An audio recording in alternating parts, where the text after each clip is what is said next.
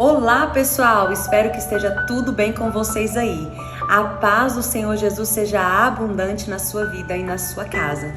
Nós estamos iniciando uma série muito especial aqui no YouTube, que vai se chamar As Quartas-feiras com Spurgeon ou Quartas com Spurgeon. O Senhor colocou no meu coração um desejo muito grande de compartilhar alguns sermões desse grande homem de Deus. E nesse primeiro momento eu quero rapidamente explicar o porquê desses sermões serem tão impactantes e porque tanto tempo depois de sua morte, ainda hoje é uma referência nas universidades de teologia e para qualquer cristão que tenha apreço à palavra do Senhor. Ele é sim a referência, conhecido como o príncipe dos pregadores, com muito mérito e honra, merece sim esse título como um príncipe exímio da palavra do Senhor. Ele foi um homem que marcou a sua geração. Na sua biografia nós encontramos algumas referências importantes que eu quero compartilhar com você. Sem sombra de dúvidas, Spurgeon, conhecido como príncipe dos pregadores, foi o maior evangelista do século XIX. Após mais de 100 anos da sua morte, seu exemplo de fé e prática do evangelho ainda continua inspirando milhares de cristãos ao redor de todo o mundo. O mais interessante é que ele era o primogênito entre 16 irmãos. Por uma escassez financeira muito severa, os seus pais entregou ele para os avós paternos criarem. E com essa temporada com os avós paternos, ele foi apresentado ao cristianismo, ele foi apresentado a Cristo.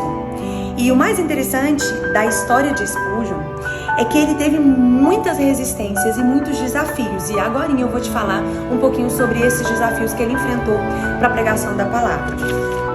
Dos 14 aos 16 anos, Spurgeon passou por uma crise a respeito da sua salvação. A convicção de pecado perturbava sua alma, ou seja, ele foi abraçado por um profundo espírito de condenação. Por 6 meses ele visitou igrejas, orou e lutou contra a condenação que sentia.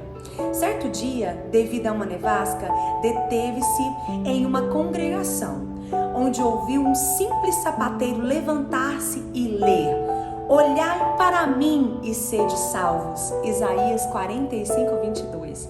O pregador repetia a passagem e dizia: "Olhai para mim e não para vocês mesmos. Olhai para mim pendurado na cruz. Olhai para mim morto e sepultado." Em seguida, fixando os olhos em Spurgeon, disse: "Moço, olhe para Jesus. Olhe agora." Spurgeon olhou para Jesus com fé e arrependimento de coração e foi salvo.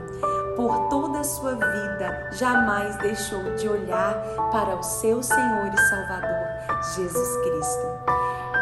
Esse momento de conversão, ele é necessário na vida de todos nós. Nós podemos até ter um vislumbre do que Cristo fez por nós, mas a aceitação do seu sacrifício como sendo a única possibilidade de perdão definitivo dos nossos pecados é que faz com que a nossa vida tenha sentido e um significado, porque ganhamos um propósito nele. E foi essa conversão extraordinária de Spurgeon que lhe despertou sede e fome da palavra do Senhor. Ele foi um estudioso exímio de grandes livros de teologia e da palavra do Senhor. A partir de então da juventude, ele mergulhou. E depois dele mergulhar na palavra do Senhor, foi notório o chamado pastoral na vida dele. A biografia vai dizer que com 20 anos de idade, ele foi chamado para pastorear uma maravilhosa igreja, um suntuoso templo que tinha 1.200 lugares. Essa primeira igreja que ele pastoreou tinha apenas 100 membros, mas logo, os 1.200 lugares não eram suficientes. Eles tinham que fazer mais de uma reunião e em poucos meses tiveram que ampliar toda a estrutura daquele lugar, porque a graça do Senhor confirmava o ministério desse grande homem de Deus.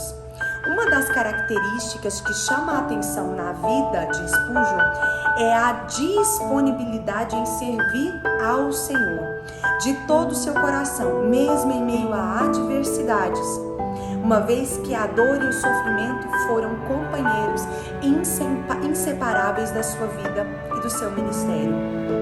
Ele foi um pregador excepcional em todas as coisas.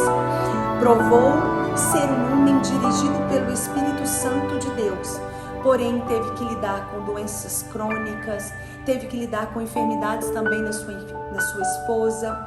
Ele adquiriu, ainda muito jovem, uma doença reumática, gota, e faleceu também muito jovem, mas naquela época era a idade mesmo máxima que talvez as pessoas conseguiam sobreviver. Ele faleceu aos 57 anos na França, no dia 31 de janeiro. Seu corpo foi transportado para a Inglaterra na ocasião do seu funeral, dia 11 de fevereiro de 1892. Muitos cortejos e cultos de gratidão a Deus por sua vida foram organizados em Londres. 6.000 pessoas assistiram ao culto memorial à sua história. Em seu caixão, uma Bíblia estava aberta no texto da sua conversão. Olhai para mim e sede salvos. Isaías 45, 22. Que você guarde essa palavra no seu coração. Olhe para Jesus e seja salvo de toda e qualquer amargura de alma. Ele tem a solução para os seus problemas. Que assim como Spurgeon foi impactado e creu na verdade do Evangelho, assim também seja uma conversão verdadeira do nosso coração ao único e verdadeiro caminho, Jesus Cristo, nosso Salvador.